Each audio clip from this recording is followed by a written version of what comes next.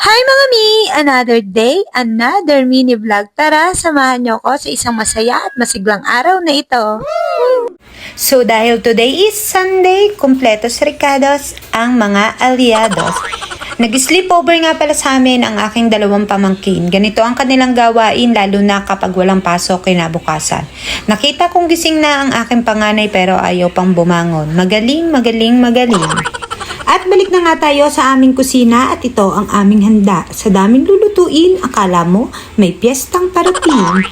Nilagang mais para sa merienda, pritong manok, bahala na kung pantanghalian o hapunan, teternuhan ng sinigang na tilapia para naman may sabaw, at spaghetti para sa aming almusal.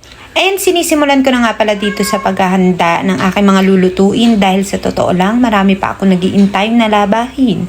Dahil ang aking motto, laba ngayon, laba bukas, laba magpakailanman. So this time nga, habang busy ako sa kusina ay may 3 bata nang bumaba. At sa tabi ng isang batang batuta ay ang tulog na pusa.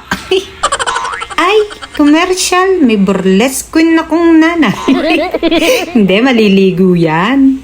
At itong aking panganay, naubod ng gastos sa buhay. May pagkain na gusto pang bumili ng tinapay. Sabi ko, isama si Nenso dahil ako ay guguluhin lang ng batang iyan. At sa pagkakataon niyang ito, si Nenso ay wala pa sa kanyang wisyo.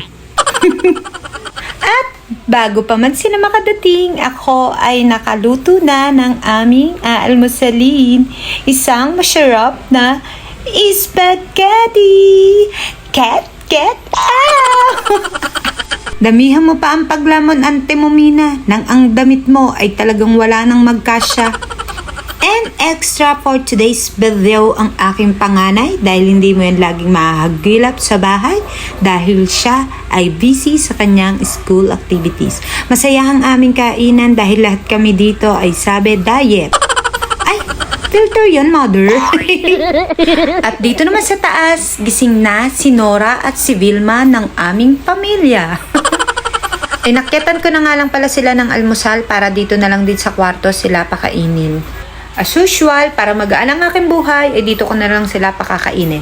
Si Nenso ay hindi ko na sinubuan kanina habang kami ay kumakain dahil alam mo na, hindi na naman mapipilit ang batang yan. Pinadede ko lang siya ng gatas para kahit papano ay busog naman ang kanyang tiyan. And dito naman sa baba, sa may kusina, dahil kanina siya ay lakas papa, so ayan, maghugas siya ng plato. Sabi ko, ate, ikaw na muna ang bahala na maghugas ng plato at bantayan mo ang aking piniprito. Nakaluto naman ako ng sinigang, so ako muna ay magsasalang ng aming mga labahan.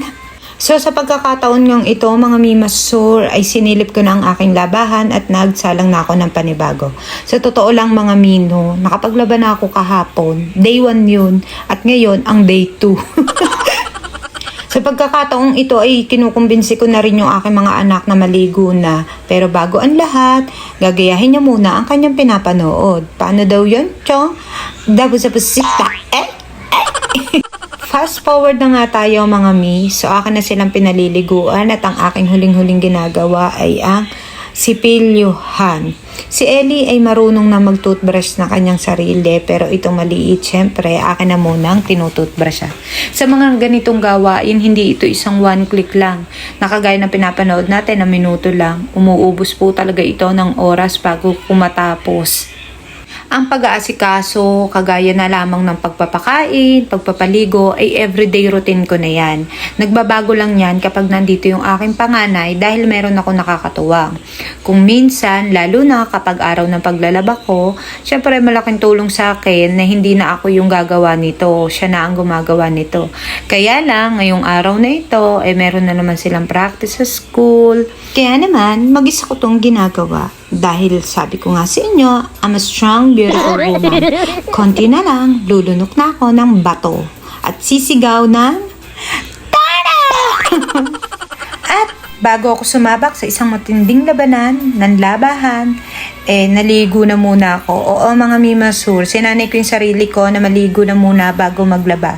Dahil mahirap naman na nakalaba ka na tapos ka maliligo. Diyos ko, trangkaso naman ang abot ko nito.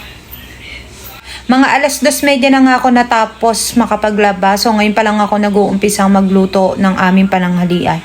Dahil dito sa bahay, late naman kami mag-almusal. So late din kami nakakaramdam ng gutom. Ang tanghalian sa amin, kasama na ang merienda. Yes, mga mi, ganyan dito sa bahay. So that's all for today's video. Maraming salamat. Bye-bye!